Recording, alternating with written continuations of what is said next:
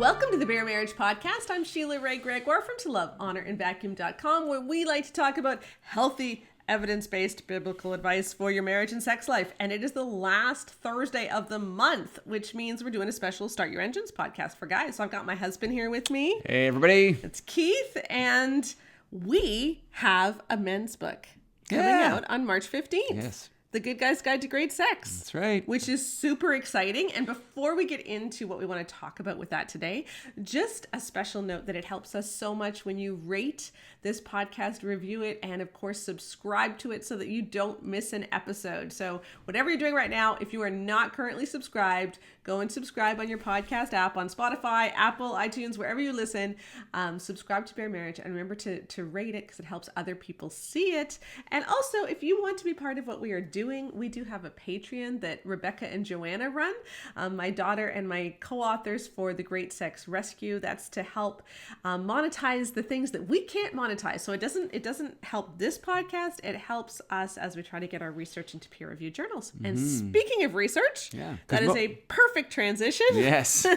For what we want to talk about, because we did a men's survey for the Good Guy's Guide to Great Sex. Yeah, well, and that's the thing I was going to say is we do a lot of research, or you do a lot of research, and usually people are in universities and getting paid for that. So the Patreon's a real help. And we have some peer-reviewed papers we're working on, and we might need to get some people to help with some lit reviews. So it really helps us in areas where we just can't monetize it, but we want to get this information out there. So we surveyed 3,000 guys. Yep. And a lot of people say, how come you didn't survey 20,000 guys? Okay, to be quite honest, most surveys are only 1,000, and even if we'd only surveyed 1,000 women, our findings would have been okay, but we wanted to survey 20,000 so that it sounded super impressive and people couldn't criticize us, but we actually didn't need 20,000. And 3,000 is still 3 times as many as most surveys, but also and your blog is like, I mean, it was called To Love, Honor, and Vacuum. Like originally it was a mommy blog, right? So that's where the majority of your base comes from too. So. Right. And we also, in the women's survey, we wanted to dig down deep on vaginismus, which doesn't affect everybody. So we needed a big enough survey size that we could slice and dice the numbers more. Yeah. But for men, we really were looking at some more basic things and found some really interesting stuff. Yeah. And 3,000 men is a really good number. I mean, you get 3,000 men to take a survey is pretty challenging. Like that's not typical, right? And it was a huge survey too. Like it took a good 20 minutes. Yeah, and we asked a lot of questions, which were very, I've said this on other podcasts before. They were very, invasive, or almost, we were worried about some of the questions because we were talking about things that were preached in every man's battle, which to me are quite offensive. But yes, because every man's battle makes it sound like it's normal to masturbate in parking lots, and so we actually wanted to do that as an option on one of our questions, like how often have you done this? And I think out of all 3,000, nobody said yes. Yeah. So like they're treating it like it's normal, and it's not normal. But anyway,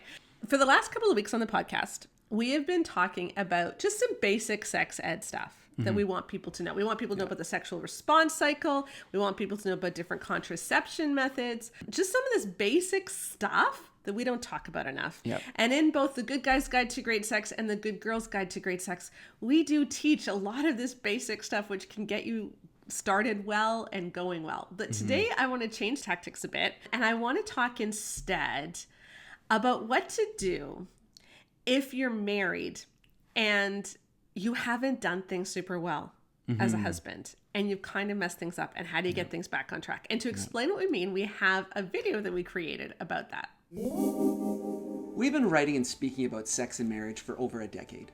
And you know what? It's a huge minefield for so many couples. Sex is supposed to be awesome, but too often it becomes something that holds your marriage back. We think we know why. Think of great sex like a luscious green valley at the bottom of a snow-capped mountain. Over on the other side of the mountain is a desert with thorny cacti dotting the landscape. Great sex awaits you in the luscious green valley. The cactus-filled desert? Not so much. Your sex life is like a snowball that starts rolling down that mountain. As it rolls, it grows larger and gains momentum, racing toward the bottom. That momentum represents the habits you develop. They solidify the direction you're going, and they tend to build on each other, reinforcing what you're already doing. But what happens if the snowball starts careening down the wrong side of the mountain? You have to spring into action to stop it before it gains momentum. You'll have to run ahead of that snowball, halt its descent, then push it up to the top of the mountain before you can send it back down the right side. That sounds like a lot of work. Wouldn't it be easier if the snowball started out in the right direction in the first place? Absolutely. But that may not be as straightforward as it sounds. Imagine that from the top of the mountain, you can't see the bottom.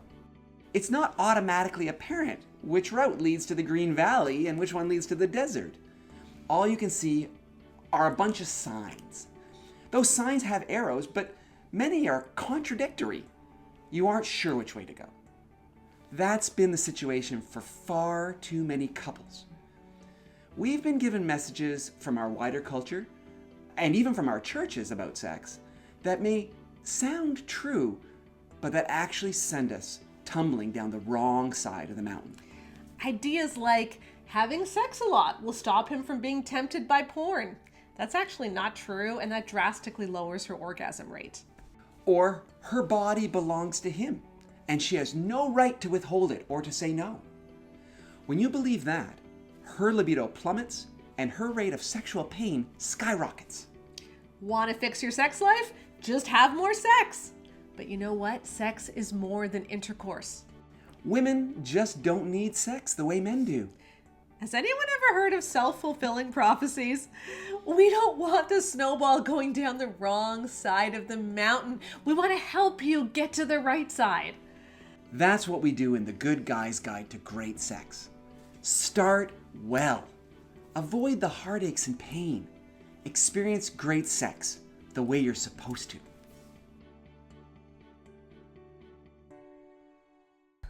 So what do you do when the snowball is going down the wrong side of the hill?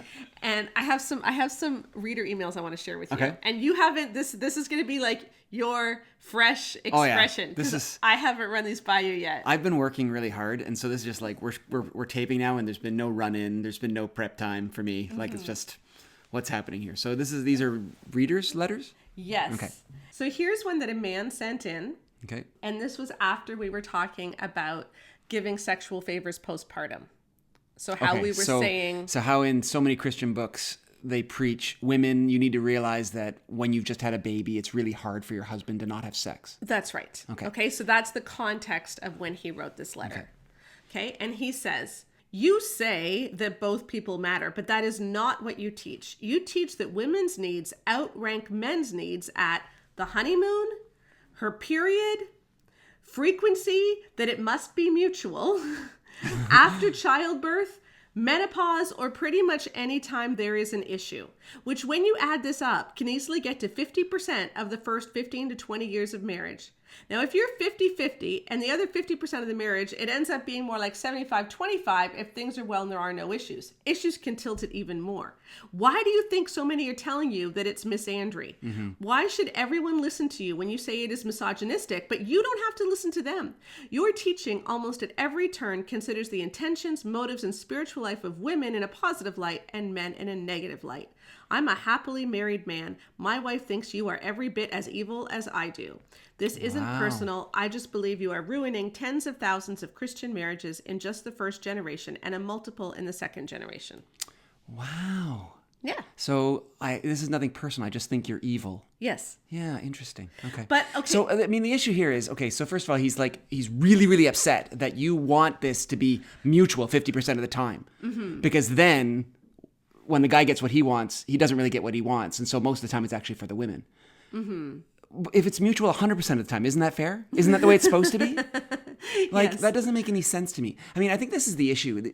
A lot of people are taught that if you make something mutual so that it's good for both the husband and the wife, you are somehow depriving the husband.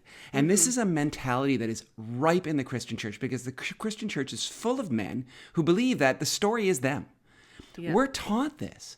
You are the story, your wife is your helper. And helper means sidekick, second rank, the person who you get to do the stuff you don't want to do. That's what we're taught in the Christian church. And I don't think that people mean that. I don't think they want to believe that. And I think most people who come from more traditional roles don't actually practice that. But when we start getting into these debates, that's what they talk about. Yes. So it's like, and this is if we make it mutual, he's losing out. Like her freedom and her pleasure and her getting more out of sex somehow deprives him. Yes. And I just don't get that. Yeah, and this is how the snowball starts going down the wrong side of the hill. Yeah, because you don't realize you're it's like I love that, the movie The Emperor's New Groove, right? The Emperor's New Groove is about a really selfish, self-centered Aztec emperor played by David Spade. And the movie starts with him going, I was the nicest guy in the world and they ruined my life for no reason. Yes. And this is what these guys sound like to me. I'm a nice guy in the world and I rule my house with an iron fist, but I'm really nice about it. Like, what the heck? Like, and they just don't understand how privileged and entitled they are. Yeah, because here he is. He doesn't realize how steeped he is in misogyny, because let me just read the list of, he's saying, in all of these times, you're saying that her needs should take preference. Okay. But so let's read some of the times where he's upset that I am saying her needs should take preference. Okay. Honeymoon. Okay. So here's the deal. Okay. My needs took preference on the honeymoon and it ruined things. If you are having sex for the first time on the honeymoon, it is a much more difficult situation. It's much more likely to go wrong for the woman than for the man. Right? Mm-hmm. Yeah. And so the person who's most likely going to have the most difficulty in the situation is the person who should be the most prioritized in that situation. That is called being a giving, caring, Christ-like person. Well, actually, it's I would even say it's just called being a decent person. Yeah, I suppose that's true. But it's a pretty low bar. Yeah, this is the thing. It's going to work fine for you guys. It's going to. I mean, no, I shouldn't say that. Sometimes there are issues that guys have. But for the most part, if it's going to be bad, it's going to be bad for her. Why do we have to teach people that it is not a sin to prioritize your wife's experience on the honeymoon? Why are people railing against that thought? The only reason is because they've been taught sex is not for women. Sex is for men, and you deserve it, and it's your due. And if you wait till you get married, then she owes it to you. So she better give it to you. And if she doesn't, she's a hateful, feminist, misandric, horrible person. And that's ridiculous. Okay, and then the other one is her period. Yeah. Okay, why should her desire, or why should she get to set the frequency on her period? Yeah. And again, she is the one in pain. She is bleeding from her uterus, through her vagina, and she's crampy, and sex is supposed to be something which is mutual. And if she's not feeling well, that should matter. Like, guys, if you just got kicked in the nuts repeatedly by a cow, okay, would you want her to say, now you owe me something? I expect you to perform instantly. Right. Like, we do need to. So, yes, because the reason that that she is prioritized during her period is because she is the one going through the difficult thing. Yeah. All right. After childbirth. I mean, do I even need to say anything? I love the Ryan Reynolds video that I saw recently. He was talking about that, and he's like, guys, she's done enough. Change a diaper. Yeah. I love it. She just pushed a human being out of her body, out of her hoo-ha. Like, let's just not do that. Menopause. Menopause is really difficult for a lot of women. Like, the hot flashes, they are not fun, okay? The mood swings, the fact that you're no longer lubricated, you take a lot more time to warm up, you need a lot more foreplay for a lot of women. Their libidos change, and often women need to get reacquainted with their own bodies. Yes, she needs to be prioritized during that time. Well, and here's the deal, okay? So in all these cases we're talking about, if she's having difficulty, sex doesn't work for either of you, really. Because what guy wants a woman who's pushing through horrible situations out of duty? Who wants that, right? But why do we have to make it about how it actually is beneficial for you guys to actually care about your wife during these difficult times? Like, that's I think most men are above that. I think most men recognize that, there's gonna be times when it's not gonna work for her. We need to give her the time and the care she needs. Yeah. I think most men understand that. Yeah, unfortunately, but if you're a person who's steeped in the idea that this is something that is due to you, like you are owed this, then it seems like oppression, because you're now being told, I don't get to have sex whenever I want. And I was always taught that I would get sex whenever I want. I want to get to that, because number 6 is pretty much any time there is an issue. So he's saying anytime there's an issue, her needs to take precedence. And this is what I want to say. Mm-hmm. He is equating two different kinds of needs. And this is the basic problem. Okay? So he is equating his need, quote unquote, for ejaculation with her need for comfort and not feeling unwell. Those are not equivalent needs. But even beyond that, his need is not for ejaculation. His need is for biblical sex, which is mutual, intimate, pleasurable for both. She has that need as well. But those needs, something which is mutual, intimate, pleasurable for both, that can't be met when she isn't feeling well. Yeah. So, sorry. And so it's not that we're prioritizing her needs. It's that some things, like those needs are not equal. They're just not. And the way that he is defining his needs is actually the problem. Because he is seeing his need for sex as completely divorced for what she's going through. Like my need for ejaculation, but that's not sex, because sex is an experience that you have together. So if she's not able to experience it, sex is off the table anyway. That's not me saying that her needs are more important. The problem is he doesn't even know what sex is. Yeah, not in a holistic, yes, biblical method, like knowing a person, and that is than just having. And that is when the snowball goes down the wrong side of the mountain. And what I have heard over and over again. I don't think this is true for this guy. I think this guy actually probably is extremely selfish in all areas of his life because he sounds quite terrible. But I have heard from a lot of women whose husbands were actually really great in every other area of their marriage. It was just in sex that they were completely selfish and didn't see it. Yeah, well, that was totally me. I mean, that's exactly how I was. We've talked about that many times in the blog. I was steeped in that culture of you need to wait till you get married, but once you wait till you get married, it's your due. You're going to get this. It's going to happen all the time. And that's what a Christian marriage is like. And so then when we struggled early on and you had problems, I had sympathy for you, but I was also upset that you didn't have sympathy for me because I'm not getting what I deserve. And that was so hurtful to you. Yeah. And I just didn't get why you didn't understand how much you were depriving me. Right. And that was the mentality I had. I'm ashamed to say it now. But that is the way I was taught, and that's what I sopped it up, and I believed it all, and it caused tremendous pain. Yeah. And the thing is he's saying we're destroying, or you're destroying. I don't think he blames me, but you're destroying this next generation and the generation after, because you're saying that we need to prioritize the experience of the person who has more difficulty with this activity. So you're destroying marriages. What about the destruction that has been demonstrated from this kind of entitlement mindset? There's all kinds of good evidence that this entitlement mindset, that sex is something that I'm owed, that my wife better give it to me, I have a need, all this kind of stuff. This has been shown to be harmful again and again. And so like you're combating that with a more balanced view of, hey, if this is something that's difficult for my wife, I want to make it as good as possible for her so that we can both have an amazing experience. Like it's not an either or. It's not like if she wins, he loses. And if that's your mentality, and if you're used to being the man who always wins, then that's going to look like tyranny. But for a normal, decent guy, it looks like, she's bleeding out of her genitals. Maybe I should back off for a couple of days. Like that's pretty reasonable. Yeah, you know? Exactly. Okay, here's another example. This was a comment that was left on the blog a little while ago. Okay. I'll read the whole thing because I think it's interesting. She said, there was a pastor that left a 1-star review for your book, The Great Sex Rescue on Amazon. And part of his comment said that you are telling women that they can ignore their husband's needs. Again, what we were just talking about. Yeah. That wives can focus on their own needs instead. I read that and it didn't sit well with me. Like, if the wife just had a baby, the husband should be focusing on her need to recover. Isn't him focusing on his sexual release not serving her? It always seems so one-sided. Like the wife has to focus on her husband's needs regardless of how she feels, but he doesn't have to focus on her needs, and that's okay? After reading The Great Sex Rescue, I started thinking about the reasons why my view of sex and feelings have changed over the years, why this gift from God started to feel like a burden. I believe that the pressure during the postpartum period is to blame for the start of my sexual demise.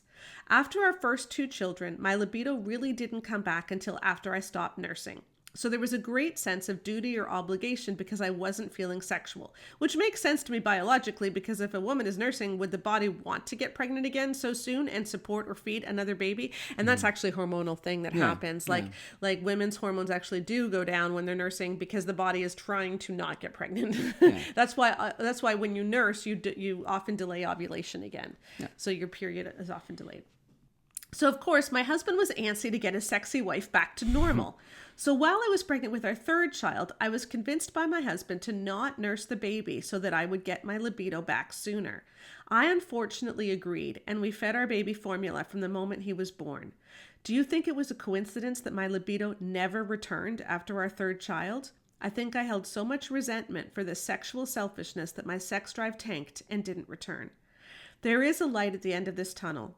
After reading your book, Sheila, I was able to express all my hurt to my husband. He sat there and absorbed everything I said and was absolutely devastated about his behavior. He was the one that realized how he acted was completely wrong.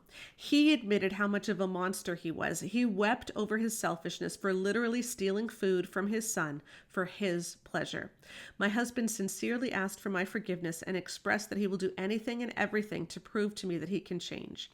Without your book, I don't know if I would have realized why I wasn't feeling sexual anymore. And without your book, I don't know what path our marriage would have taken. Now we are healing. It's only been a couple of months since the book, but we feel like our marriage is getting stronger every day. And we are healing our sex life because of you. Yeah. And this is the destruction that you're bringing to marriages. Yeah. Right? Yeah. This is a person who finally realized what was going on. Yeah. Right? How can you call it misandry to say, guys, we want you to be Christ-like? How can you call that misandry? Yeah. I mean, that's all we're doing. Like calling guys to be Christ-like, to put your own needs on hold once in a while when she is physically in pain, when she's pushed a human out of her body. When she wants to give nourishment to your child out of her own body, give her a break. Like, that's all we're asking. But you're called a misandrist. Yet, a woman being told that she ought to give a hand job or a blow job to her husband when she's postpartum is not misogynist in their mindset. Mm-hmm. I don't get that. I don't understand that. Yeah. And this is where the snowball goes too far down the one side of the hill. But this because guy... the thing is, I want to say about that, because the thing is this, is that the reason the snowball goes down the hill is gravity. Now, gravity is a force of nature that we don't think about very much because we just take it for granted. Mm-hmm. It's kind of, we all... like gravity is just something that's assumed. And so these people assume male priority is the world we live in. Mm-hmm. And they don't realize that there's a whole other way of looking at this, which is actually true mutuality. And true mutuality is better for both the husband and the wife, because both of us can then be the kind of people that God wants us to be. Yeah. Really honestly caring about each other, really honest looking at each other. We don't automatically think when I have to give up something for myself that I lose something for you. Instead, we teach women in the church to give up their autonomy, to endure pain, to put everything that they feel is right about the sexual act on the back burner and do whatever he tells you. Mm-hmm. And we don't think that's a problem. But then we ask men to give their wives a break during their period, and we're misandrists. Yeah. I just cannot fathom it. I just don't understand. Yeah, and again, it comes from a misunderstanding of what sex is, okay? One-sided intercourse is not biblical sex. One-sided sexual favors is not biblical sex. I'm not saying there isn't a room for quickie or something like that. Yeah. Okay, for sure, that can be Absolutely. fun. But if that's what characterizes your sex life, that it's about one person taking from another, then that is a sign that you're missing out on what sex is supposed to be, and that the snowball is gaining momentum and going down the wrong side of the hill. And notice how she said, like, we actually started out good. Like, we were going in a good direction, but it was only when he started kind of like pushing the snowball back up the hill and sending it down the wrong direction that things got really bad, because he started to make her feel badly for what her body was going through. And then he created a problem that wasn't already there. Mm-hmm. You know, in the Good Guy's Guide to Great Sex, that's a lot of what we're doing is they're saying, look, if you've created this problem without meaning to, like, this guy never meant to do that. Yeah. And when you've grown up in a church which teaches you that guys need sex, like they need it like they need water. Yeah, exactly. Right? Then you can start believing that as a guy, and then you don't realize you're being selfish, because your need for sex is probably just as great as her need for recovery from childbirth. Mm-hmm. Right? Because that's how we've framed men's need for sex, and it's simply not accurate or true, and it hurts people. And so in the Good Guy's Guide to Great Sex, yes, we talk about how to start right, but we also talk about how to push that snowball back up the hill and get it going down the right direction. I want to read one more thing. Here's a note I got from a woman, and I get a lot of notes like this one. So listen to this. I married a man who didn't grow up in the church, and sometimes I'll mention these books and your post to him, and he's just flabbergasted. Yeah. He didn't grow up being trained to believe that it was a woman's job to keep him from porn or that he's owed sex from anyone. Not once has he ever made me feel bad about not being in the mood. He takes care of me and lets me know that my needs are not secondary to his. I still cry when he tells me that sometimes because I did grow up hearing those things. I was told that if my sex wasn't good enough or frequent enough that he might leave, but that thought has never occurred to him. So there is a different way to think about this, guys, you know? So if you're in that situation where you're thinking, maybe I have an entitlement mindset, but I'm afraid to give this up because if I don't push her this way, I'm never going to have sex. Yeah. Then you need to realize that your snowball is really careening down a bad side of the mountain. Yeah.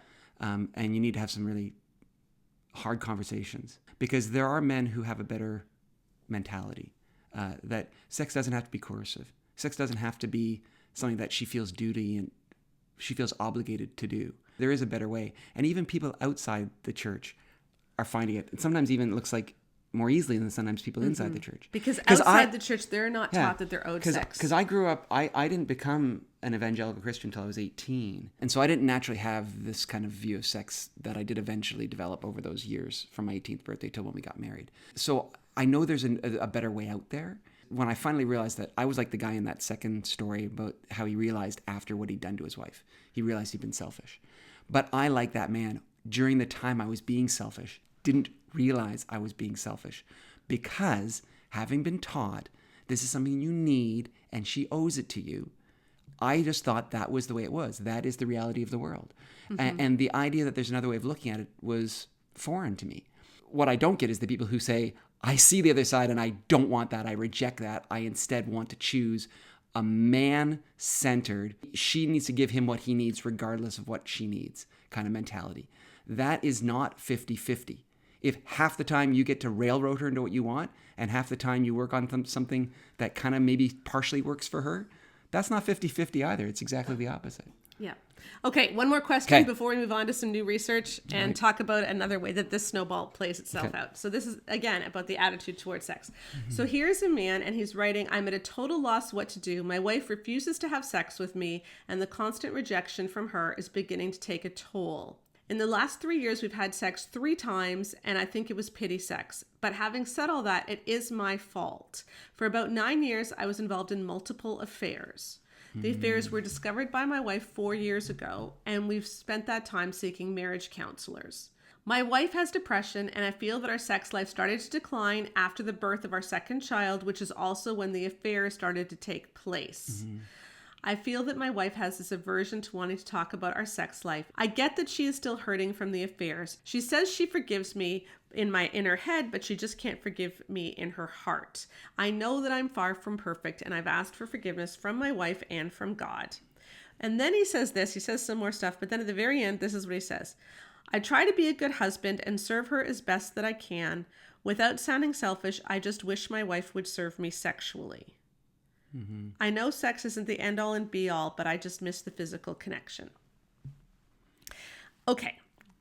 Couple of things I want to say on this one. If you've had an affair, you need to give your spouse time to get over that. And honestly, they may not. They may not. That's a huge betrayal. He had multiple affairs that started after the birth of his second child. Like, you know what? You don't get to ask for anything. Like, that's huge. And that is an absolutely huge betrayal to get over. And I'm glad they're seeking marriage counseling, but you can't rush something like that. You need to rebuild trust, and that takes a lot of time. All right. And to me, he has not done the work of rebuilding trust simply because of that last bit. He says, I just want her to serve me sexually. If you want your wife to serve you sexually, you don't know what sex is. And that is probably one of the reasons why she doesn't want to have sex. Because sex is not about your wife serving you sexually. Sex is about the two of you connecting. And how is she supposed to connect with you when you have had multiple affairs and now you're pressuring her to forgive you, but you're telling her, I still want you to serve me? Like, what about serving her sexually? Like, what? And she may not be ready for that, but I'm just saying, even the whole way that you're looking at sex shows that you don't get the problem. Okay, so with that, Well, and the thing I think is amazing is we talk about how sex, you're not supposed to have sex outside of marriage. Like, this is a big thing in the church. We expect teenagers with their raging hormones to control themselves. Yeah. We expect people who do not have a spouse to control themselves. Like, we expect this out of everyone. The only people we don't expect to control their sexual desires are Christian husbands. Like, are we really? Like, and the problem is it's a self-fulfilling prophecy. If you are being told constantly and you internally are telling yourself constantly, I can't live without sex, I need this desperately, then yeah, that's going to be something you feel really, really desperate about. Early on in our marriage, that was my mindset. I was like, this is something I can't live without. This is something I can't live without. This is something I can't live without. And it wasn't until I got to the point where I said, you know what, if this doesn't happen, I still need to love my wife. And I need to come to some way of realizing how I'm going to do that, because that's God's command to me. And then I had to give up this entitlement mindset that I'm entitled to this. And that's when things finally started to get better for us. Yeah. And giving up that sense of this is something that I want her to give to me, we got to get rid of that, guys. We got to get rid of it. This is something that's supposed to be for both of us. And if we want to have it be for both of us, but still just kind of have that little part of my heart that it's really kind of for me, that's not going to be successful. Yeah. Okay, I want to move on, and Okay. I want to talk about something big that we looked into at the end of the Good Guy's Guide to Great Sex, and we did this at the end of the Good Girl's Guide to Great Sex too. We just approached it in two different ways. So this is our new research segment of the week. Okay, and I want to talk about frequency. Okay. We talk about frequency a lot, but this is one of the big areas where couples most have conflict. Right, is how often are we going to have sex? And that's what we've been talking about so far, whose needs are prioritized, et cetera, et cetera. And again, I've said this before, I will say it again. Frequency is not the problem. Frequency is a symptom of something else. When there's high marital satisfaction, when she feels emotionally close during sex, so she doesn't feel like he's imagining porn or something, when there is no porn use, when there's no sexual dysfunction, and when she frequently orgasms, frequency pretty much takes care of itself. Okay? So if there's an issue with frequency, instead of trying to get her to have more sex, it's better to focus on which one of those things is wrong. But what I really wanted to talk about is this. When we say frequency takes care of itself, what do we mean? Like, what frequency am I talking about?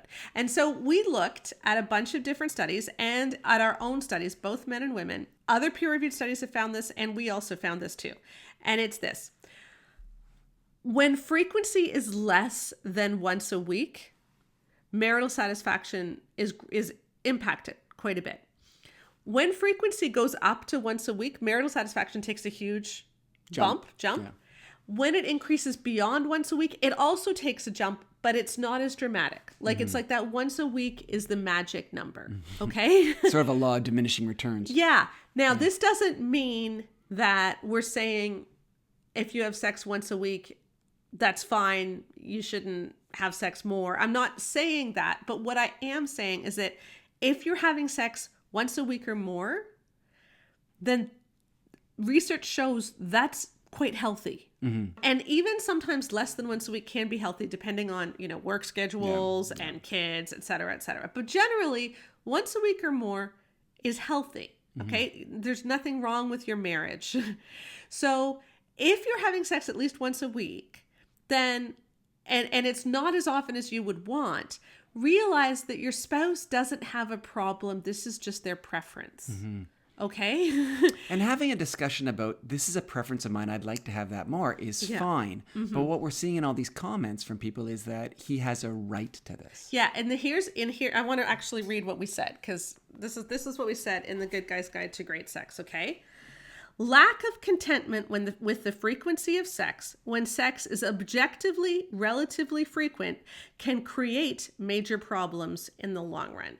So when you treat a preference like it's a problem, you create a problem. Yeah. And this is what we have found over and over and over again. We had 3 different stories in the book of women who told us this, and I'll give you one. And it came out of the comment section with a man that I interacted with at length, and he's been married for 40 years. And he said, when they first got married, they would have sex, 2-3 times a week. His wife always orgasmed. She enjoyed it. And he would say, like, I don't understand why we don't just do this all the time. And he would say that to her, like, I love doing this with you. Why don't we just do this all the time? And eventually sex got less and less frequent, and now they have sex every 6 weeks, and he feels like it's duty sex. And I was trying to explain to him, well, maybe the issue was you were always giving her the idea that you're not happy. Like, here she is. She had this great experience with you, but it's never enough.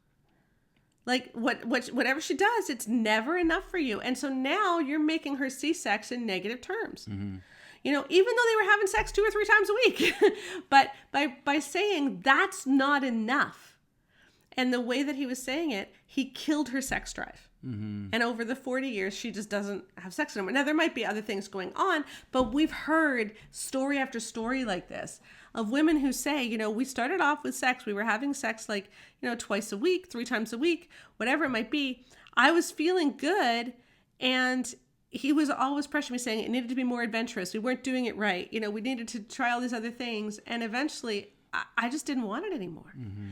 And so this is what we're trying to say. Look, it is fine to want to say, hey, you know what could I do? Like, what could I do to help you want sex a little bit more? Because I would love to have sex a little bit more. Like, I love our sex life. I love what we're doing, but you know what? It'd be really great if we could have sex a little bit more. What could I do? That's a fine conversation to have. There's nothing wrong with that. But when you start saying, why aren't we doing this more? Yeah. What's wrong? You're not serving me. Yeah. Then you're creating a problem out of what is just a preference difference. Mm-hmm. And when it's just a preference difference, then you need to let the other person have a preference. Mm-hmm. We don't need to have all of our wants and desires met in this life. Yeah. And the problem is that the Christian church is teaching things like this guy recently talking about how, like, to a man, having sex is like you needing water, mm-hmm. right? Like mm-hmm. that's what we're taught. This is a fundamental need as desperate as water.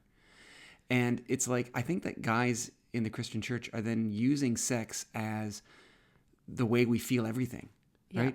Instead of working on the relationship, instead of dealing with our baggage, instead of processing the hurt feelings we have, whatever, we turn to sex because sex will make us feel better. As opposed to becoming a mature person and seeing sex has a place in your marriage, but it's not the be all and end all. It would be a lot healthier if we could do that instead. And you know what? It's like when you treat a preference and when you honor your spouse's preferences, mm-hmm. you give them a safe place to flourish. Yeah. And then it's quite likely that libido and sex is going to be seen as a good thing. And you know what? People like to do good things. Like, people like to do things that make them feel good, that make their relationship stronger, that make them feel close, that make them feel giddy, that people like to do things that are fun. And so if you create sex as the safe space in your marriage where, you're valuing each other and you're honoring each other and you're encouraging one another and you're just being loving about it, that is going to flourish. But if you make sex into a non-safe space in your marriage, where when people just simply try to live out their genuine preferences, they are berated for it, or punished for it, or you just mope a lot, that's no longer a safe space. And she's going to want that to take up less and less room in her marriage. And I'm speaking, again, this whole conversation, I'm speaking like he's the higher drive and she's the lower drive. And we know that's not always the case, but this is just something that something that we have seen a lot. Yeah. Well, we also don't get the angry pushback. Yes. From the high drive women that we get from the high drive men. No, and we don't get the angry pushback from the low drive men. Yeah. That we do from the higher drive men. So we just wanted to say that when you treat a preference like a problem, it becomes a problem. Now, if it really is a problem, mm-hmm. okay, so if sex really is quite infrequent, we have a lot in the book of questions that you can ask to try to figure out why mm-hmm. it's become infrequent and deal with some of those underlying issues. Because again, frequency is a symptom. It's not the problem in and of itself. So if you want to solve frequency, you need to solve the other issues. And so we have a lot of guidelines to help guys push that snowball back up the hill mm-hmm. so that we can get it going down in the right direction. Okay, we're going to take a time out now, and I have an interview with Carl Thomas from XXX Church about how to talk to kids about sex when you have not done things great in the past either. So when you've pushed that snowball down the wrong side of the hill. So here's Carl. Well, I am happy to welcome to the Bare Marriage Podcast an online friend of mine, Carl Thomas. He is from XXX Church, Live Free Ministries. He took over XXX Church in March, and I have been on Carl's podcast. We kind of know each other online a bit. I read an early version of his new book, When Shame Gets Real, and I was really impressed with just how real it was and how helpful it was. And so, Carl, thank you for being here today. Hey, thank you for having me. It's an honor, and I appreciate it. Yeah. So one of the things that I liked, and I think I even said this in my review, was I really liked the section where you were talking, and your book is mostly for guys who are coming out of a pornified mindset, from a porn habit, how to get over that, and recognizing that the root of it is actually a shame-based, fear-based mentality rather than anything else. But at one point you talked about how to talk to your son. And that's what I think so many parents are just stumped by. Like, if you've made mistakes, if you've done things that you're not totally happy with, how do you then have those conversations with your kids? Yeah, that's a difficult one. We get that question a lot of times. And just to be clear, so I would say the majority of people picking up the book are probably guys coming from a background where they've dealt with masturbation issues or sex addiction issues or porn issues, whatever. But the purpose of the book, or the intended audience, is honestly anyone. You know, it's men, it's women, it's parents, it's honestly the church, because all of us are kind of guilty of the same thing. Not you and me necessarily, but I'm just generally, collectively speaking, we're all guilty of it. We don't like to talk about difficult topics. We don't really embrace uncomfortable conversations. So we just kind of gloss over it or ignore it, or, in the church world, we churchify it. And so that's the whole point, because we got to get talking about this more. And so, yeah, dealing with men, especially, because that's who I usually deal with. We have a part of the ministry that deals with spouses as well. I don't run that because I'm not going to tell a woman how to run her life. That's stupid. But the men I deal with, that is a common question. Is obviously question one is, how do I get my wife involved? How do I tell my wife? But then it's, gosh, what do I do with my kids? And unfortunately, what you tend to see is, I don't feel comfortable talking about this, especially if I've dealt with this myself. So I just ignore it and hope it goes away. Right. Yeah. And then what happens is your kids end up making the same dang mistakes that you made, because you're doing the same thing your parents did. No one's talking to you about what masturbation is. How does it play out in your life? Is it healthy? Is it not healthy? What's porn? How to avoid it? Admittedly, it's easier, I would say, to talk to your child probably about these things if you have no history there, but it's no excuse. You still need to talk to them, because but we're living in a world where 80% plus of Christian guys do have a history of it. Right. Yeah, exactly. And I think what prevents us is obviously the shame. But even with people that maybe haven't dealt with this issue specifically, it's this fear that, hey, if I talk to them about this difficult issue, what the heck are they going to go do with it? Right. If I tell my 10-year-old about porn, is he going to go search it out?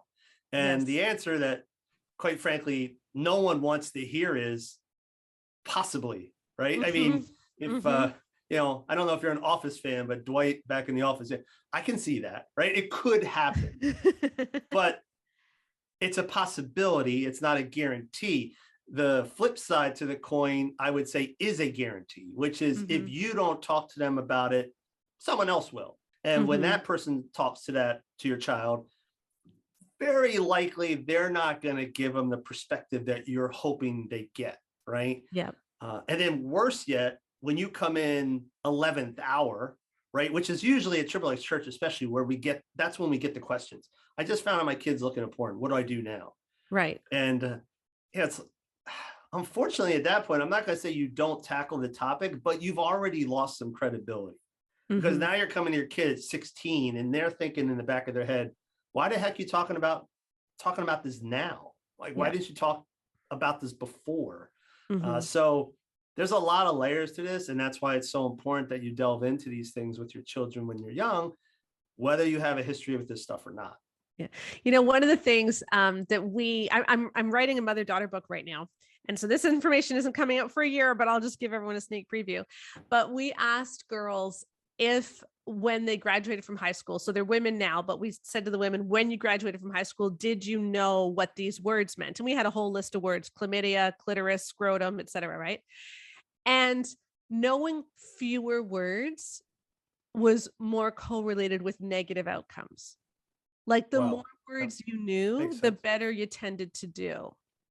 And so we think that we're helping kids by not giving them information, but it's actually the opposite. Exactly. Yeah. I think if you read the book, but and this is not sex related, but I think that applies to everything. I talk about a conversation I had with my son in the car where his teacher called my wife and said, "Hey, can you talk to Hunter? He said dick." Now, this is when Hunter was, maybe 8 at that point. He's 13 now. Mm-hmm. He might've been, 8 or 9. He was younger. And my wife calls me up, "Hey, can you talk to Hunter? He said dick at school." He probably didn't. Yeah, sure. So, hey, buddy, you want to go to the video game store? Jump in the car. He jumps in the car. We're riding there. "Hey, listen, just point of curiosity. Your teacher called and said you used the word dick." And he said, "Yeah, Moby Dick." And I'm like, "Oh, thank goodness."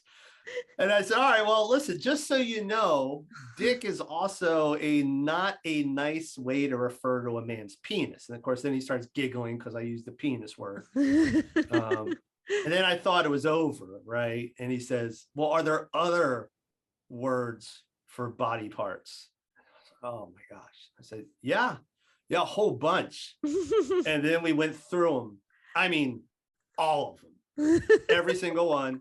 The one as a man, you never say to a woman unless you want your throat slit. Like, we went through them all. Mm-hmm. And a couple of them I prefaced with, "And by the way, Hunter, if you ever say this around your mother and me, you might, and it might end your life. So just letting you know, don't say this word."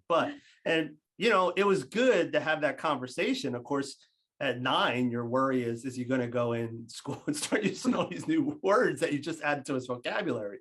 But it didn't happen. And the good news is that, now that he's 13, he hears all this stuff from kids at school, but he knows what's appropriate, what's not appropriate, what's rude, he knows that stuff, right? And we don't talk about it in terms of bad and good. We talk about it more in terms of appropriate, or, hey, that's not really nice. Like, you don't want to call somebody that, you're not doing the right thing. You're mm-hmm.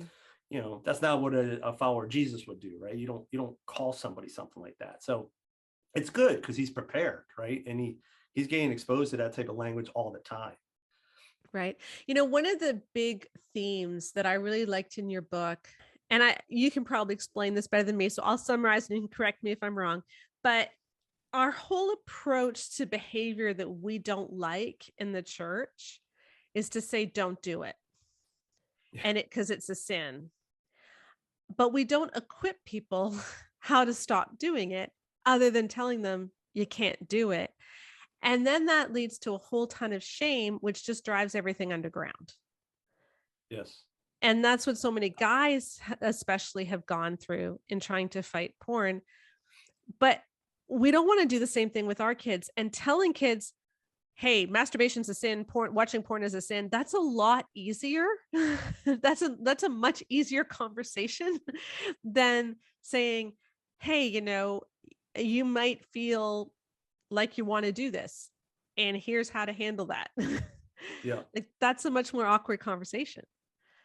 Absolutely. Yeah. And I mean, I think I said in the book, if not, I said it elsewhere, but the thing is, when you're dealing with it, when I had a talk with my son about masturbation and wet dreams and all that stuff, at his age, and we're not going to get theological with original sin and all that, right? But okay. At his age, if he goes to masturbation, it's not because of a willful disobedience, mm-hmm. Of God. It's not, "Oh, I think I'm going to go sin right now," or "I'm going to go do this bad thing." At his age, it's more, honestly, it's more curiosity. It's, "Hey, I have this thing between my legs. It feels kind of funny or cool when I touch it. I wonder what happens if I keep going." Right. Right. And And so you need to approach that conversation like I do with my son, and just call it out and say, hey, listen, like, we're going to talk about this. And honestly, this is probably, some people, when they read the book, it might blow their mind. They're like, oh my gosh, I can't believe you told him that. But when I talked to my son about masturbation, I mean, I owned it. And I told, well, first of all, I led with the fact that I masturbated, and how at his age, I figured it out on my own. And because I wanted to show some transparency there and let him know that I wasn't better than him. But then I also just went on to say, hey, look, I'm not going to lie to you. If you do this, it feels ridiculous, right?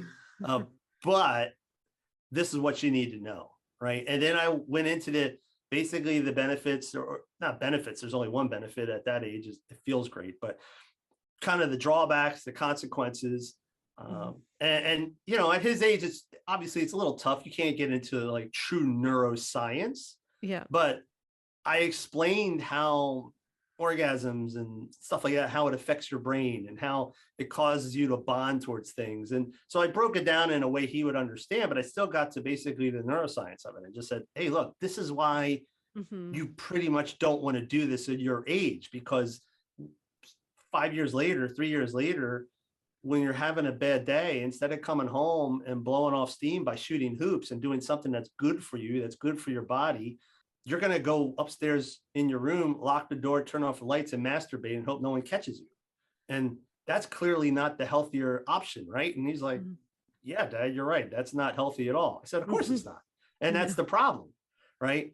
But because we had that conversation, at the end of the day, I left it with him and said, hey, listen, man, if you end up doing it, I mean, I can't stop you. If you end up doing it, my only request is that we talk about it later. Just tell me, you know, there's no shame. I'm not going to come down on you. I'm not going to punish you. I'm not going to call you a bad kid. I just want to talk about it, because there are things that we need to kind of unpack and process together. And he said, okay. And yeah, I mean, he might be lying to me. He might never talk to me, but I know my son pretty well, because we've had multiple conversations like this with real honesty. I'm pretty sure he will come to me, you know, because he just feels that, hey, Dad's a safe place. I can talk to him. Yeah. You know, that's great.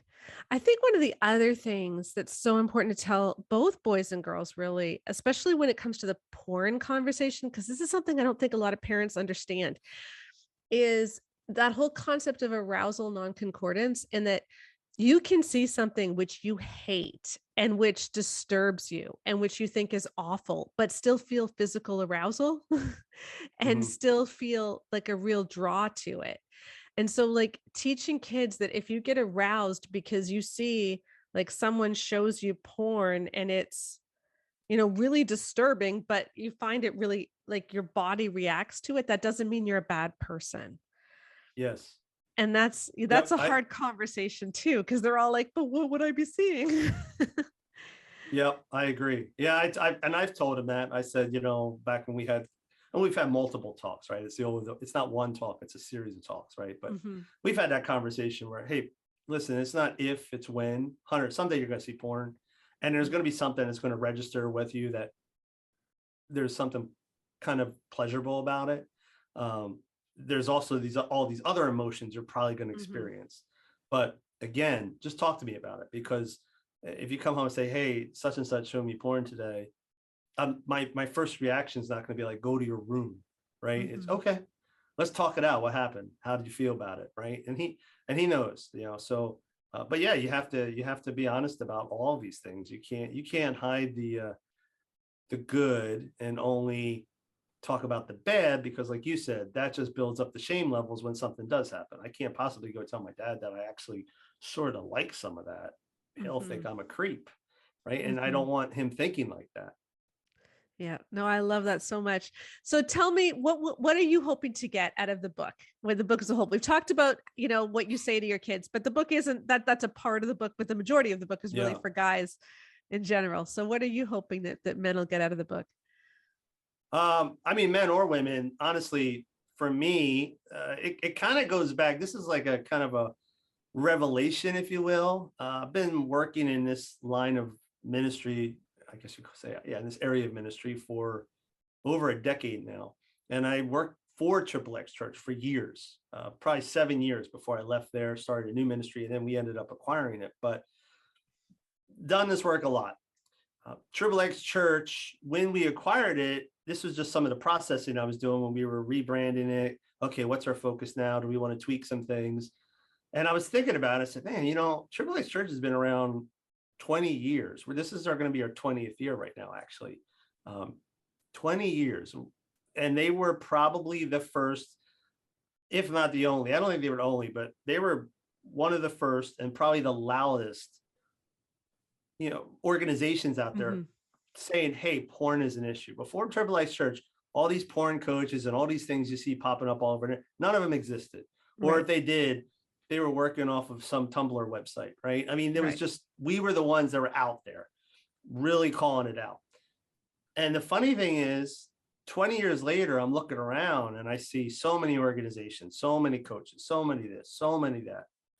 And you would think that, well, things must be better, right? Because look at all the awareness now. Look at all the people. Well, look at there's a plethora of resources. Granted, there's a lot of awful ones. One thing I appreciate about you is you have no problem calling out some of the really bad ones, like Every Man's Battle. Anyway, but I love that about you. But but there's a plethora of good resources out there too. So you're okay. There's an awareness. There's resources. Why isn't it getting any better? Why are consumption rates just as high, if not higher, than they were 20 years ago? Why is this still such a problem? And for me, just looking at it, the only thing that really hasn't changed in 20 years is the conversation. If the church, especially in the church, I mean, if the church needed to come 200 miles, right, it needed to advance 200 miles in this area, they've advanced 200 feet, right? Like they've advanced a little bit, but nowhere near what they needed to do. And so that's the one thing that hasn't changed. There are resources, there is awareness, there is a broader conversation going on, culturally speaking. But in terms of actually talking about these things as part of just real life, hey, this is just life. I'm not going to say it's a good part of life, but it's life. That hasn't really changed. Parents would most parents feel really awkward talking about sexual matters at the dinner table. Husbands and wives have really hard time you deal with this all the time, being honest with each other about what works and what doesn't work. They're too afraid to offend each other, even though one of them might be in pain. Yeah. Men still have a problem telling their friends about what they're doing, and their spouses. And churches still to this day, they'll mention it, but when we get into the really, really messy stuff, those are conversations that can only happen in certain rooms or at certain times of the night with only certain people. You can't really talk about that in like your general small group, right? And I've been in the small groups where people will talk about their weight issues. They'll talk about that they're a health train wreck. I mean, sometimes they'll talk about their financial issues. They'll talk about, they won't really talk about their real marriage issues, but they'll put like, we're having a rough patch, whatever that means. But you don't see them talking about the sexual issues, right? You just don't see that in a small group. It's like, we can't talk about that. That's off limits. And my question is, why is it off limits? It's part of life. Yeah. Just like losing weight and eating right is part of life. Just like balancing your checkbook and living by a budget, it's part of life. And some people do really well at it, and a lot of people do really badly at it. And for the people that are not, really living their best life in that area, they need help. And if they feel more open to talk about it, I think they'll get it. But until we de-shamify that whole thing, we're going to continue to see problems in this area of sexuality, because again, the resources are there. The overall awareness level is there, but I'm not going to come out and self-identify as a person who deals with this, because the shame levels are still where they were 20 years ago. That's so good. Thank you so much for that. And I really do. I found your book really refreshing. It was very real. You read this and you think, like this is what everybody should be thinking. Like, why are we not talking about it this way? So I really appreciate that. So I will put a link in the podcast notes to your book. When does it actually launch? Is it out right now? Oh yeah, it came out 2 weeks ago. So, Okay, so perfect. So I will yeah. put this out in When Shame Gets Real by Carl Thomas. And thank you so much for joining us. I really appreciate Hey, this. thank you very much. Always like talking to you, and enjoy some of the collaboration we've done on other things. So, Yes. and keep doing what you're doing. Although I'm sure you get criticized, but hey, if there's no haters out there, you're probably doing something wrong, right? Amen. So Amen. that's just the truth. If you have haters, then you're like, okay, I'm probably on the right path here. But if everybody's giving you a thumbs up, you're not doing enough. So Amen. Thank you. I really did appreciate his book. I like his honesty. I like his frankness, and I think we need more of that in the church. So that's great. Yeah. I did want to say one more thing based on what we were talking about earlier before that interview about the entitlement mindset. And if you're in a relationship where, as the husband, you do have the higher drive and you feel that sex isn't as frequent as you'd like, and your response is, okay, well, how do I make this something that she does want to do more? I think you're on a good track. Mm-hmm. But if your response is, why isn't she? Or why doesn't she realize? Or why doesn't she? I want to challenge you as a guy to think maybe you have swallowed up that entitlement mindset, and maybe to try and think differently about this. And I think it will be better both for you and for your wife. I just want to challenge you to that. I think that we're taught a lot of things in the Christian church that make us guys who would normally be very selfless, not act in very selfless ways to our wives. And you can see these people who are railing against you, how you're destroying marriages. Because it all makes sense. You are destroying marriages if your concept of marriage is a man getting what he wants from a wife who submits to him. If that's your mentality of what marriage is, then yeah, you're destroying that kind of marriage. We're trying to build a marriage where both partners matter, where both people are striving to follow God and to demonstrate Christ-like qualities in their marriage. Yeah. Okay.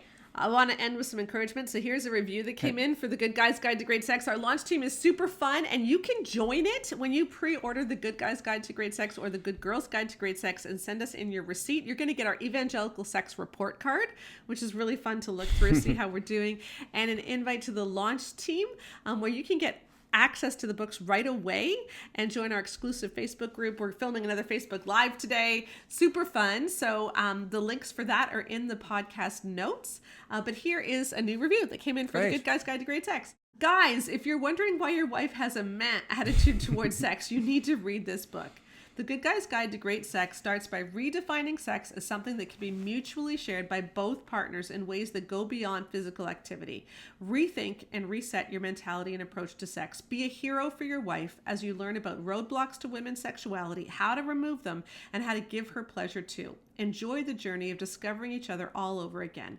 Learn how to connect emotionally and spiritually for an amazing sex life born out of mutual admiration and desire. This book was based on experience, testimony, and data. The technical and medical aspects of the book were concise and informative. It has an excellent balance between advice and admonishment, education, and encouragement.